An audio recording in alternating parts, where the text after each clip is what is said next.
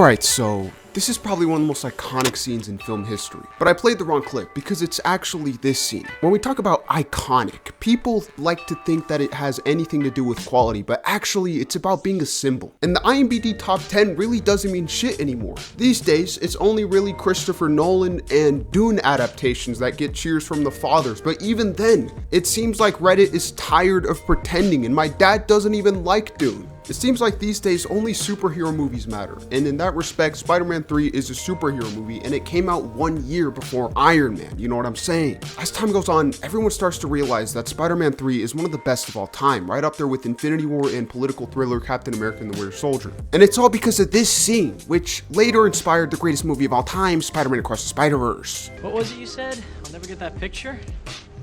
There's your hero.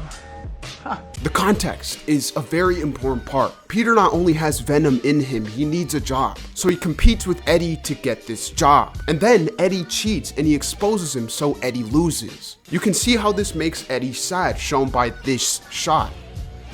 Usually a director would show their character crying, but instead there is no scene of Eddie crying until later. However, this Eddie loss makes Peter very happy. His good mood is shown by the fact that he's dancing. But before we can think anything, we switch to Peter on the phone. He's talking to Mr. Connors about the effects of the symbiote, and people forget, man, this is exposition.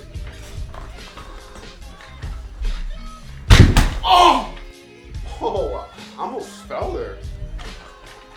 So when we cut back to Peter, the camera is in front of him, symbolizing us, the audience, looking at his front side. Then it cuts to the woman reacting to him, which is like if we could see through Peter's eyes.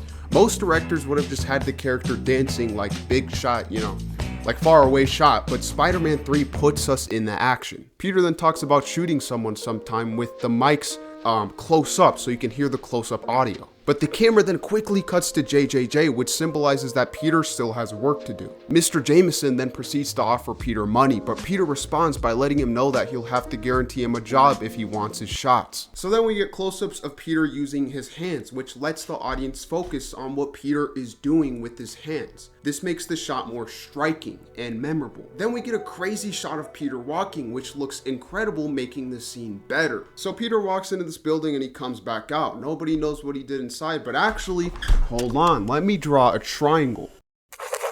Okay guys, so now that I've drawn this triangle, yeah. You know, I actually broke my back not too long ago. Like Spider-Man. It wasn't really my back though, it was like a nerve down there. Literally in an instant, I was like paralyzed and I thought it was over. I turned hopeless.